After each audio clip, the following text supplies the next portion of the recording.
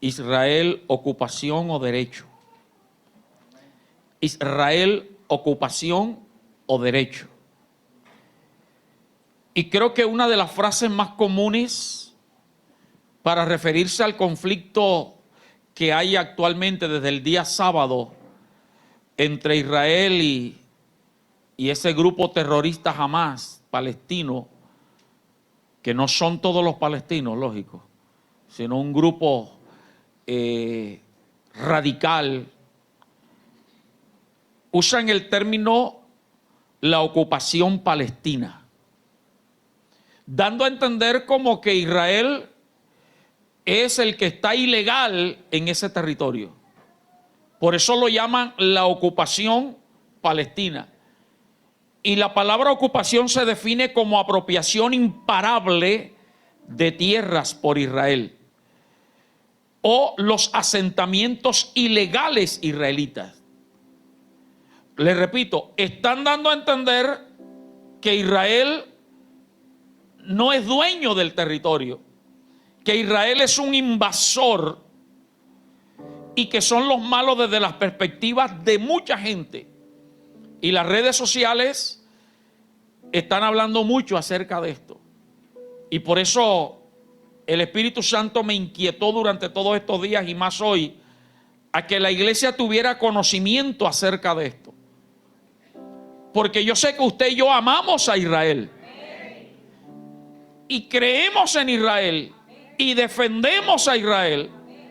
Pero a veces no sabemos cómo.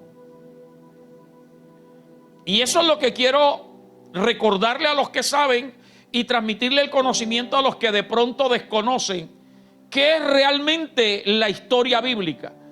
Porque la secular nos puede decir una cosa, pero la palabra de Dios es la que nos tiene la verdad de todas las cosas.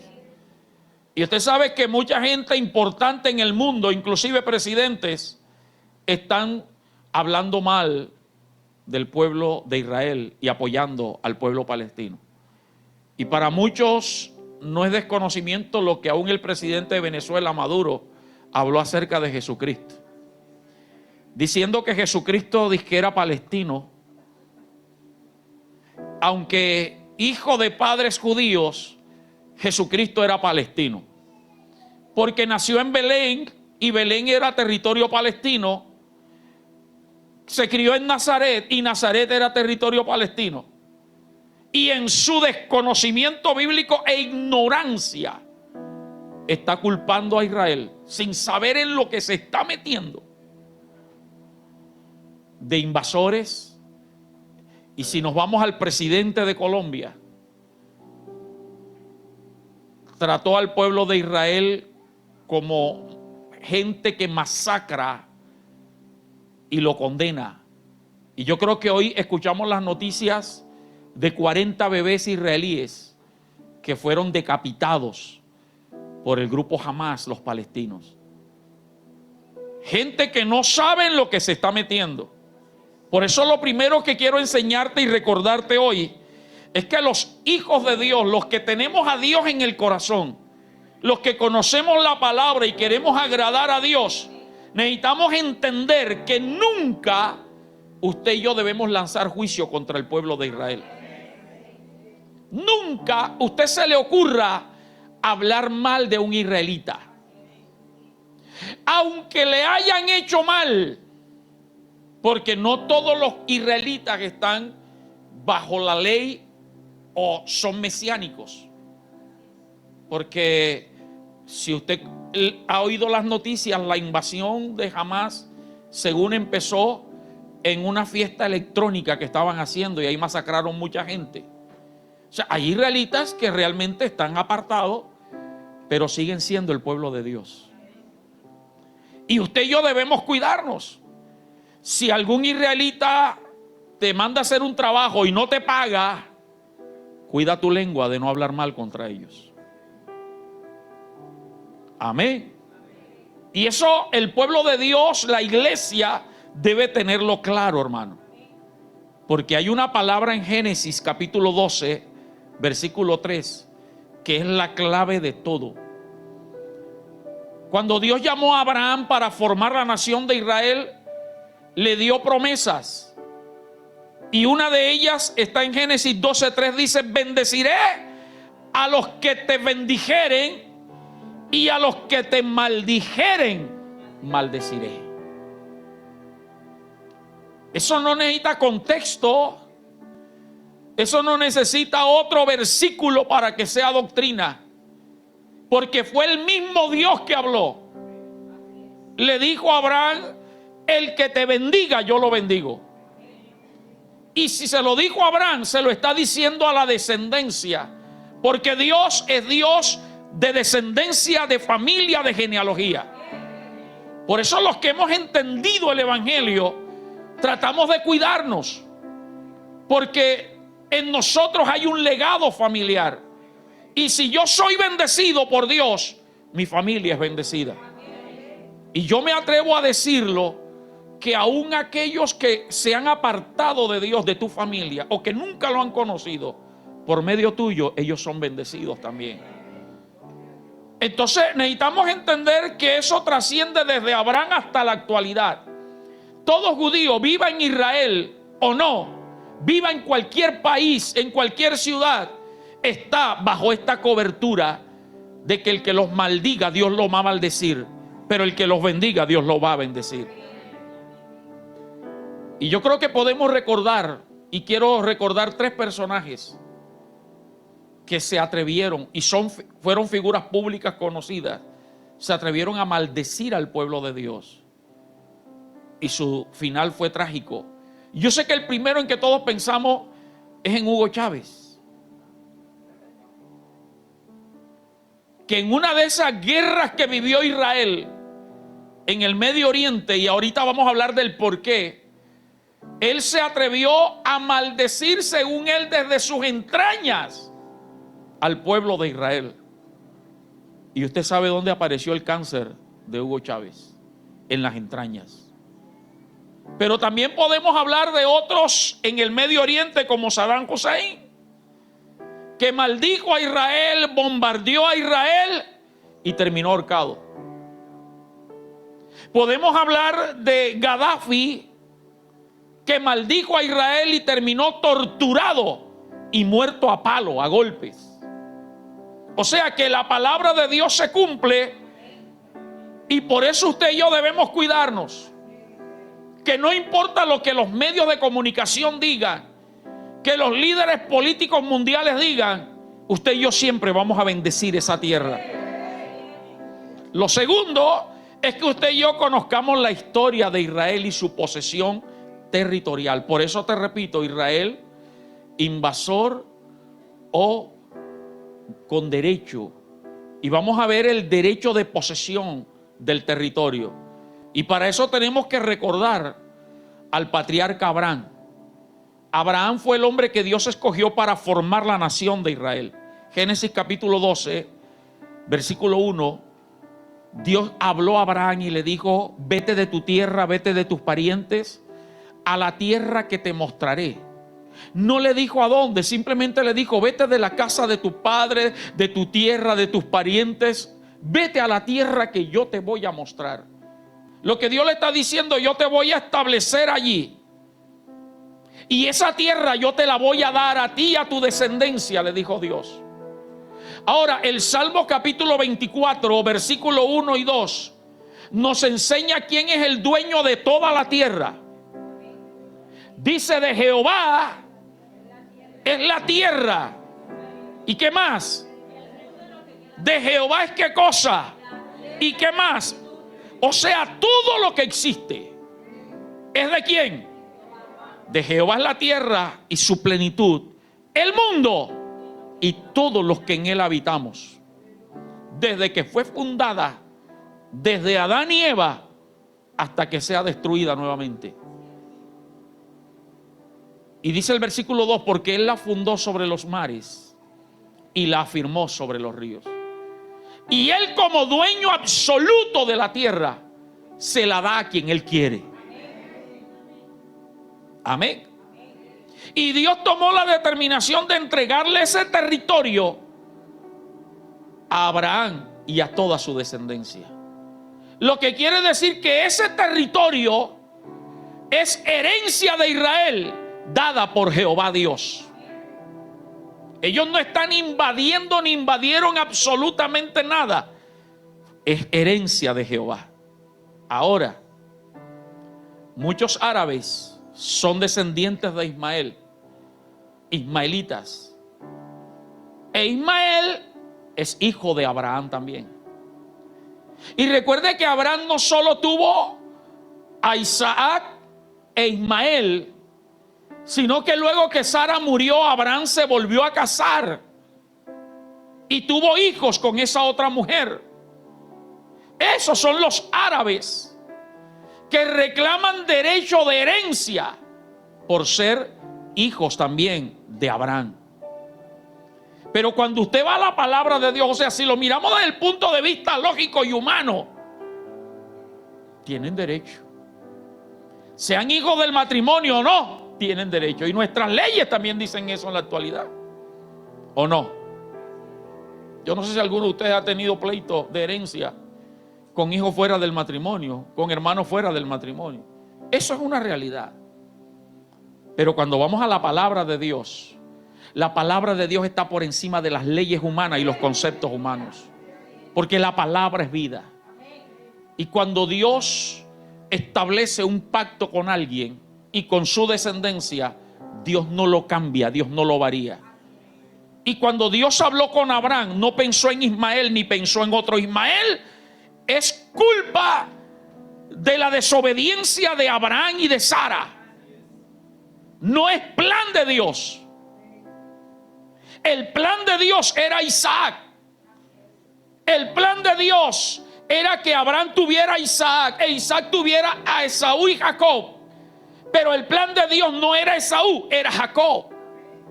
Y de allí vinieron las 12 tribus de Israel. Pero como Dios perdona la iniquidad, como Dios es misericordioso y es bueno, Él no abandonó a Ismael, que usted conoce la historia bíblica. Cuando ya Agar, la criada con la que Abraham tuvo ese hijo Ismael, el muchacho creció y entonces después Sara quedó embarazada y alumbró. Ismael se burlaba de Isaac y Sara no le gustó y le dijo a Abraham que los echara. Echa a Agar, echa a Ismael porque no van a heredar acá. Entonces Abraham, con el dolor de su alma y por orden de Dios, porque fue Dios el que le dijo: obedece la mujer, obedece la voz de tu mujer, échalos. Y Abraham los despidió y Agar, la criada, se fue con su hijo. Se les acabó la provisión que Abraham les dio. Estaban en el desierto. Y Agar, al verse desprotegida, agarró al muchacho, lo sentó por allá y ella se retiró a ver cómo su hijo Ismael iba a morir. Morir de sed, morir de hambre. Y el muchacho comenzó a llorar, seguramente de hambre. Y Dios le habló a Agar y le dijo: no llores por el muchacho, porque yo voy a cuidar de él. Y de él también haré una nación grande. De él saldrán 12 tribus, 12 reinos. O sea, lo alcanzó la promesa, pero no lo alcanzó la heredad. Una cosa son las promesas de Dios y otra es la herencia. Tu familia puede ser bendecida por ti aunque no conozca a Dios, porque eso es promesa, pero la heredad la tenemos los que caminamos conforme a Dios. ¿Estamos claros en eso? O sea que Ismael tenía de pronto la paternidad de Abraham. Los árabes, los palestinos tienen la paternidad de Abraham. Pero en la Biblia no registra que Dios le dijo a Agar: y a ellos también les entregaré el territorio de Canaán. Jamás Dios habló así. Porque Dios no cambia sus planes. Amén. Ok, ¿estamos bien hasta ahí? Ahora, por profecía y plan de Dios, Génesis capítulo 15, ya te digo el versículo. Por profecía de Dios y por plan y propósito de Dios, Dios le dijo a Abraham, después que le dijo: vete de tu tierra y de tu parentela, te estableceré en un lugar. Dios también le dijo: yo los voy a sacar de esa tierra y los van a llevar cautivos 400 años, pero luego los voy a traer de vuelta. Ya vamos a leer el texto. Porque Dios tenía un plan perfecto. Mire, hermano, Por eso el apóstol Pablo en su revelación dice: cuando te encuentres en diversas pruebas, alégrate.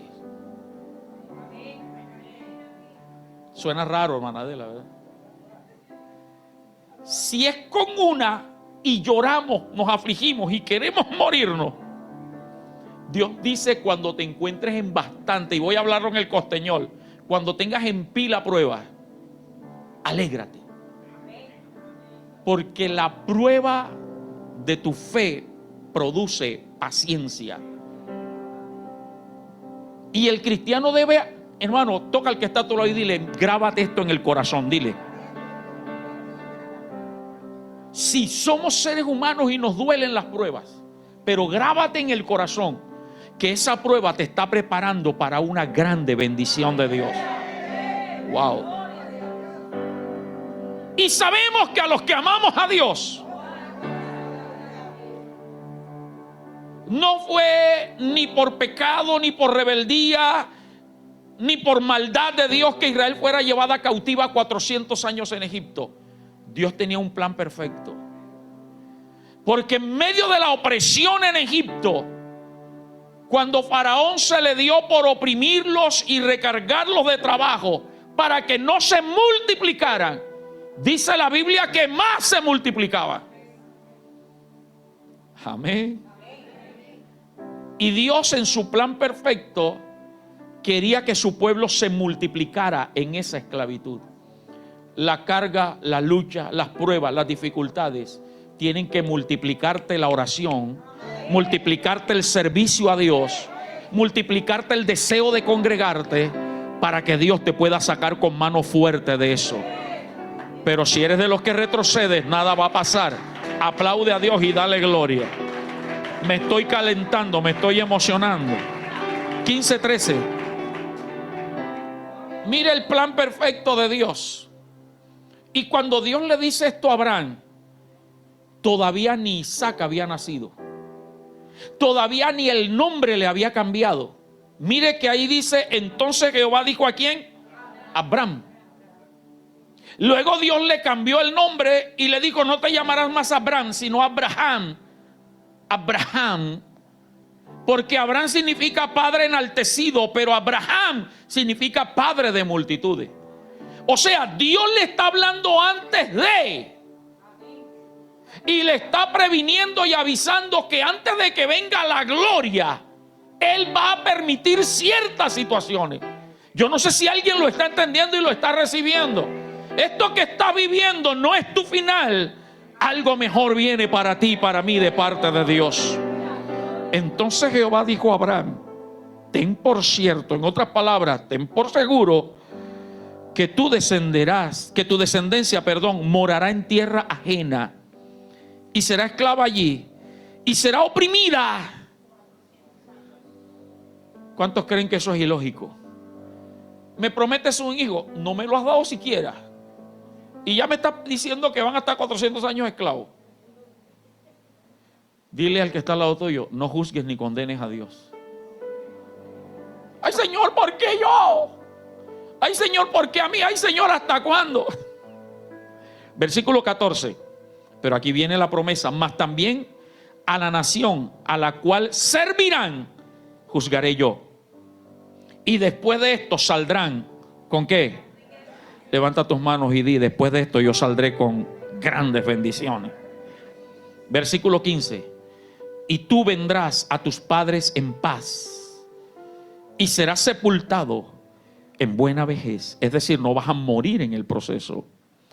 Y en la cuarta generación, 400 años, volverán acá, porque aún no ha llegado a su colmo la maldad del amorreo hasta aquí. Y quiero que vayamos a Hechos capítulo 7. Ya te digo dónde vamos a leer. Pero sabemos que esto sucedió. Hubo, después de Abraham, Isaac, Jacob. Jacob tuvo 12 hijos. Y usted conoce la historia de lo que pasó con José. Sus hermanos lo vendieron. Hubo hambre en la tierra y solo en Egipto, donde estaba José, que ya no era esclavo, ni era un preso acusado de violación, sino que era el gobernador y había sabido administrar los recursos durante 7 años. Toca al que está a tu lado y le aprende a administrar lo que tiene. Aquí hay gente que necesita aprender a dejar de echarle la culpa al diablo y reconocer que tú eres un mal administrador. Porque hay gente que parece como que le pica la plata, le pica la tarjeta de crédito y no reciben un dinerito cuando enseguida Betty se la acaba. Y entonces después están apurados. El pastor, ore por mí. Diablo, espíritu de ruina. ¿Cuál espíritu de ruina? Aprende que hay 7 años de vacas gordas, pero siguen viniendo 7 años de vacas flacas. Aprende que todavía hay oruga, saltón, revoltón y langosta. Amén. Y vino los 7 años de hambre y solo en Egipto había. Y usted conoce la historia, perdóneme que se la parafrasee y se la recorte. José se da a descubrir a sus hermanos cuando van allá la segunda vez y le dice: traigan a mi papá, traigan a la familia, traigan a todos, que yo los voy a sustentar acá. Y entonces los 10 hermanos regresan, traen a Jacob y vienen 70 israelitas de una promesa a Abraham, un hombre sin familia. Ahora vienen 70. ¿Cuántos dan gloria a Dios? Entran 70. Mientras José vivió, los sustentó, los puso en la tierra de Gosén. Allí vivían bien, pero cuando murió José y cuando murió ese faraón, se levantó uno que empezó a oprimirlos. Cumplimiento de esa profecía. Y durante 400 años estuvieron esclavos allí. Hay un hombre en el libro de Hechos de los Apóstoles capítulo 7 llamado Esteban, el primer mártir de la iglesia. Cuando fue apedreado, antes de ser apedreado en el concilio, él dio su defensa y como conocedor de la ley, mire lo que él expresó, versículo 2, 7:2 en adelante, está hablando Esteban y él dijo: varones hermanos y padres, oíd, el Dios de la gloria apareció a nuestro padre Abraham, estando en Mesopotamia, antes que morase en Harán, y le dijo: sal de tu tierra y de tu parentela y ven a la tierra que yo te mostraré. Entonces salió de la tierra de los caldeos y habitó en Harán, y de allí, muerto su padre, Dios le trasladó a esta tierra en la cual vosotros habitáis ahora. ¿Se da cuenta que no es invasión? Es herencia de Dios. Y eso es lo que Esteban le está recordando a los sacerdotes y a los fariseos que lo iban a apedrear.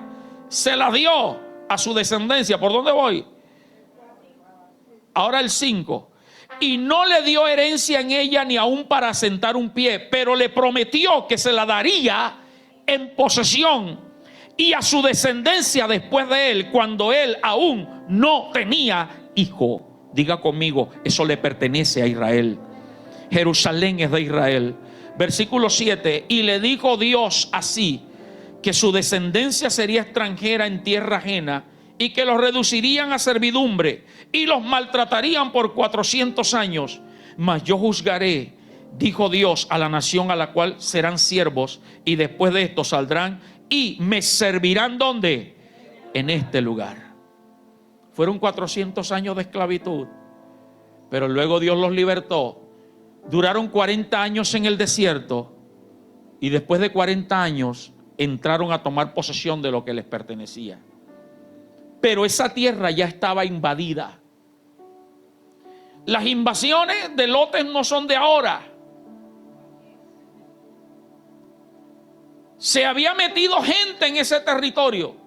400 años desocupado. Se multiplicó la tierra, habían ciudades. Israel no fue a invadir, Israel fue a tomar posesión de lo que por derecho legal hereditario de Dios les pertenecía.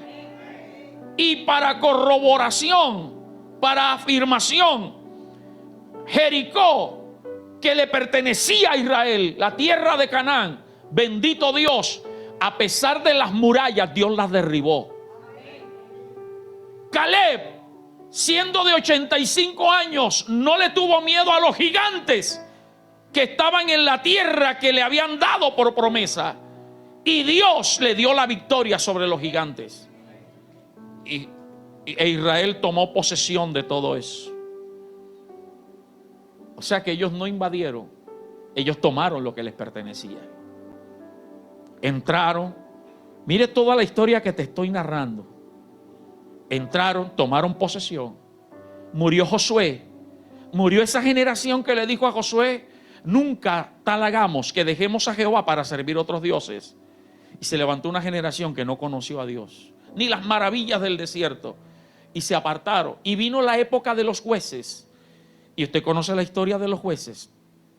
Israel se apartaba de Dios y Dios los entregaba en opresión. 7 años, 20 años, 25 años, 40 años. Luego alguien clamaba y Dios los libertaba y otra vez tomaban posesión.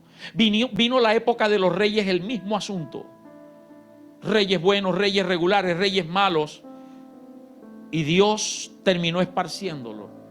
Los que siguen conmigo la lectura del libro del profeta Jeremías, ¿cuántos están siguiendo la lectura diaria? No el versículo que yo le mando, que usted lea todo el capítulo. El libro del profeta Jeremías es el que más habla acerca de la dispersión y de lo que Babilonia haría. Eso se cumplió, hermano. Israel fue esparcida durante mucho tiempo. El libro del profeta Malaquías, que es el último del Antiguo Testamento según el orden de ubicación, y luego empieza el Nuevo Testamento, Mateo. Transcurrieron 400 años, desde Malaquías hasta Mateo. No hay texto bíblico inspirado en esa época. Hay textos históricos como los macabeos, pero bíblicamente no hay nada. Malaquías y luego aparece Mateo, 400 años. Y cuando la Biblia aparece Mateo, los evangelios, aparece que Israel está bajo el dominio del Imperio Romano. Subyugados, dominados y gobernados por Roma. Que por eso fue que Herodes mandó a matar a los niños también. Y hubo la masacre que quisieron matar a Jesús. Usted conoce esa historia. Pero Israel aparece. Por eso cuando Jesús hace la entrada triunfal a Jerusalén, la gente empieza a gritar y a alabar. Jesús, Hosana al Hijo de David, bendito el que viene en el nombre del Señor. Y tiraron mantos y tiraron ramas, porque ellos estaban mirando a Jesús como el Mesías libertador humano. La profecía de que habría un libertador, eso era lo que ellos esperaban. Pero esa profecía no estaba hablando de esa época, está hablando del reino milenial. Todavía no ha ocurrido. Y ojo, porque eso está próximo. En estos días vi un video del pueblo de Israel pidiéndole perdón a Dios y pidiendo que Yeshua Masía viniera. Cuando yo vi eso, yo dije, el pueblo, y comparándolo con la profecía de Jeremías, el pueblo ya está pidiendo, la venida de Cristo está más cerca que nunca. Le decía a mi hijo, es tiempo de que te consagres más a Dios, porque en cualquier momento puede sonar la trompeta. Antes que Yeshua Masía venga a establecer su reino y a unificar la nación, primero va a venir el rapto de la iglesia. Primero viene el rapto de la iglesia. Pero eso está profetizado. Y por eso en la entrada triunfal, eso era lo que Israel veía. Y como Jesús entró en un burro y no en un caballo, y como Jesús vino a dar su vida, no a libertarlos a ellos, por eso 5 días, 6 días, un par de días después estaban diciendo crucifíquenle, crucifíquenle. Israel, después que Cristo murió y ascendió, siguió bajo el gobierno romano. En el año 66 de la era cristiana, ellos trataron de sublevarse, de pelear contra el imperio romano, y sufrieron una gran derrota. Fueron derrotados. Y el templo de Jerusalén, el que conocían ellos, fue destruido. Ojo, porque las profecías están próximas a cumplirse. Eso es lo que se conoce como el segundo templo de Jerusalén. El primero fue el que construyó Salomón. El templo de Salomón fue destruido y luego fue reconstruido. Y es la porción que usted y yo conocemos en el profeta,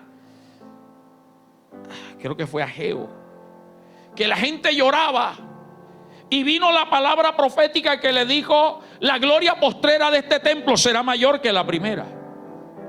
Segundo templo.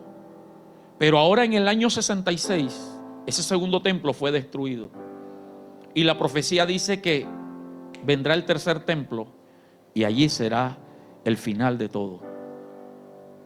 Y ya hay judíos en el mundo entero, al igual que lo hizo Salomón, reuniendo las riquezas para reconstruir el templo. Hermano, esto no es simplemente conocer la historia. Mira que te estoy dando explicación y aplicación. Pero ¿cuál es el propósito principal? 2, que ores por Israel, que defendamos al pueblo de Dios Israel, pero también que tú te prepares, porque las señales se están cumpliendo. Amén. Ahora, pasaron de eso varias décadas. Y entre el año 132 a 135, Jerusalén fue destruida totalmente. En el año 66 destruyeron el templo, pero en el año 32 al 35 destruyeron las murallas. Se destruyó todo. Los romanos sacaron a los judíos de allí, del territorio. Ojo, que aquí estamos entrando en la historia actual. Los romanos sacaron a los judíos del territorio, los esparcieron por todo el mundo. Muchos huyeron. Roma tenía el dominio absoluto del mundo de aquel entonces, y ellos huyeron lejos del imperio romano. La ciudad quedó desocupada y los romanos construyeron una nueva ciudad construida por los romanos, y le prohibieron a los judíos vivir allí. Y allí fue donde empezaron a entrar los palestinos y todos los árabes. O sea, quedó limpia la tierra de judíos, así como en el tiempo de Abraham, cuando entró con su familia 70 personas a morar en Egipto. ¿Está siguiéndome?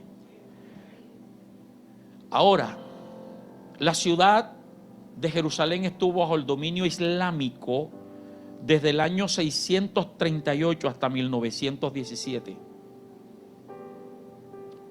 Cuando hablo del gobierno islámico, estoy hablando de los árabes, de los palestinos y de toda esa gente que odia a Israel. Ellos vivieron en Jerusalén, se asentaron en Jerusalén. Hubo algunas excepciones, como la guerra de las cruzadas, que trataron de libertar. Eso es una historia muy amplia, cualquier día Arsenio se la puede predicar. A final del siglo XIX nació un movimiento por el que usted y yo tenemos que orar mucho, movimiento sionista, de Sión, sionista. ¿Quiénes eran los sionistas? Un movimiento político que propuso y se encargó de buscar que a Israel se le devolviera su territorio. Ese es el movimiento sionista, movimiento político cuya fin objetivo era buscar que se reconociera a Israel como Estado, como nación. Y lo lograron. En el año 1917, los turcos fueron derrotados por los ingleses. Los turcos eran los que gobernaban toda esa parte, ya no era el imperio romano, eran los turcos. Pero se levantaron los ingleses a tomar posesión de esa tierra, porque los turcos, estoy hablándole de la Segunda Guerra Mundial, los turcos apoyaron a Alemania. Inglaterra se rebeló contra los turcos y le quitó el dominio territorial sobre la tierra de Jerusalén. Y bajo ese gobierno, ellos prometieron a Israel y a los sionistas devolverles la patria de Palestina. Pasaron 3 décadas, 30 años aproximadamente, y el pueblo judío empezó a crecer allí en Palestina, porque los ingleses, los británicos permitieron que ellos regresaran y estaba la mezcla. Por eso es que los que conocen esta historia saben que la nación o el territorio está dividido: de un lado los palestinos y del otro lado los judíos. El pueblo judío comenzó a crecer y a multiplicarse. Y cuando los árabes y los palestinos y todos los que odian a Israel se dieron cuenta que el pueblo se estaba multiplicando, porque Dios siempre está en la multiplicación. y hay una promesa para ellos. Entonces empezaron las guerras, de las que usted y yo tanto hemos escuchado, pero en el año 1947 la ONU declaró, sacó la resolución 181, en la cual se declaraba a Israel como un estado independiente. En el año 1948, en mayo, fue reconocida la nación de Israel como una población, escúchame, de 500,000 de habitantes. Allí en Palestina, 500,000 de habitantes, sin contar los que están por fuera, que son más. O sea que ellos lo que hicieron fue retomar lo que les pertenece, por parte de Dios y por parte de la Biblia. Y como la ONU declaró eso y se cumplió, se unieron 5 naciones para atacar a Israel. Y es lo que tanto escuchamos: Líbano, Siria, Arabia Saudita, Jordania y Egipto. Pero Israel siempre mantuvo la victoria porque Dios está con ellos. Vinieron décadas de guerra: 1956, 1967, 1973, 1982. Los árabes, resentidos por la existencia de Israel, continúan peleando contra ellos. Pero lo que es de Dios permanece para siempre. Los judíos, el pueblo de Dios, vive inseguro en ese lugar turbulento y hostil. Pero la mayor parte del pueblo judío vive en Estados Unidos, en Europa, en Rusia. Hay más judíos, millones alrededor del mundo, que los que están allí. Y vuelvo y les repito, difícilmente usted va a encontrar un judío pobre. Donde quiera que van, son prósperos. Son dueños de las riquezas en Estados Unidos. Y ellos están guardando para reconstruir el tercer templo, para volver, porque ellos saben que un día Yeshua Masías va a venir y ellos lo están esperando. El Mesías físico va a venir, Jesucristo va a venir en las nubes. Por eso, hermano, como iglesia, usted y yo, lo que nos toca es unirnos para orar por el pueblo de Israel. Ellos siguen siendo el pueblo amado de Dios. Sigue Dios velando por ellos. Ellos son la niña de los ojos de Dios. Lo que pasa es que la iglesia nos hemos apropiado de esas promesas. Pero la niña de los ojos de Dios es Israel. Ahora nosotros agarramos la promesa y es para nosotros. Y nunca te olvides que el reloj y el calendario de Dios es Israel. Dios no se rige por el calendario gregoriano, que es el nuestro, por el calendario de Israel. Por eso, cada que Israel cumple o empieza un nuevo año, creo que fue el mes pasado que empezaron el nuevo año, ellos no están con el calendario nuestro. Cada movimiento que pasa en el Medio Oriente con Israel debe ser una voz de alerta para nosotros como iglesia. Cada situación que pasa, por eso que usted ve a los pastores, que yo no quise hacer parte, pero estoy empujado por el Espíritu Santo a predicarles eso hoy. Por eso que usted ve que los pastores estamos hablando de esto. Porque tenemos claro que algo está pasando en Israel. Puede ser el cumplimiento del fin del siglo. Voy terminando. Israel tiene profecías en Daniel de 70 semanas. ¿Cuántos han oído de las 70 semanas? Usted y yo sabemos que son semanas de año, 490 años, las 70 semanas. Las semanas están cumplidas, 69 semanas. Falta una semana, que es precisamente la gran tribulación y la tribulación y la gran tribulación. 69 semanas cumplidas. Hay un lapso, un paréntesis, donde Dios está tratando con la iglesia, pero Dios no se olvidó de Israel. Dios abrió el nuevo pacto para los gentiles, para nosotros, pero Israel sigue siendo el calendario de Dios. Y te repito, Israel está preparada, y esta semana pidieron perdón a Dios y están clamando para que el Mesías venga. Algo puede estar pasando. ¿Estás tú preparado para la venida de Cristo? Esto no se trata de que me voy a preparar. Tienes que estar preparado. Es mejor estar preparado, que no te pase como las 5 vírgenes insensatas. ¿Conoces la historia? 10 vírgenes, 5 prudentes, 5 insensatas. 5, aparte del aceite que tenían en su lámpara, llenaron otro depósito. Por si se les acababa ese aceite, tenían con qué prenderla. Las otras solamente llenaron las lámparas. Y al igual que pasa ahora, hay gente que dice, desde que yo estoy oyendo que Cristo viene y no viene. Ellas esperaban al novio, se cabecearon, se durmieron y dejaron las lámparas encendidas.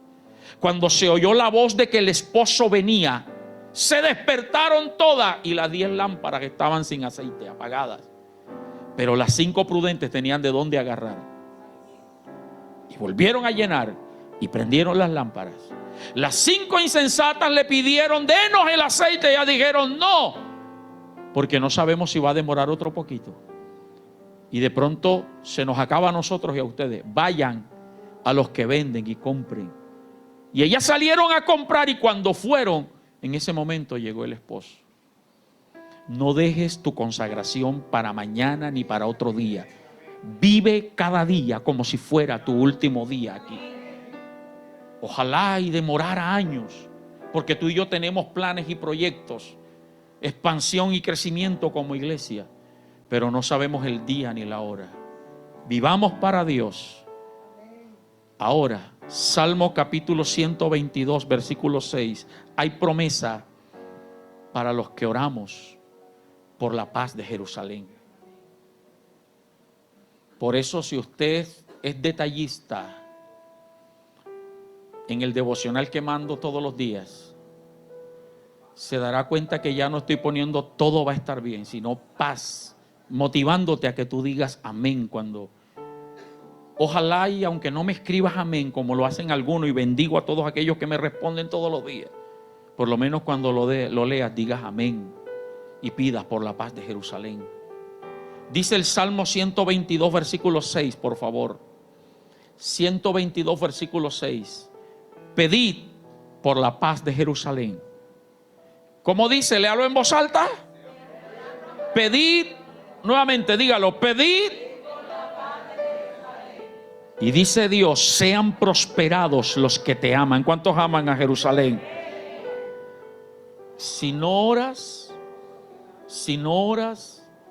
por amor, hazlo por interés por lo menos.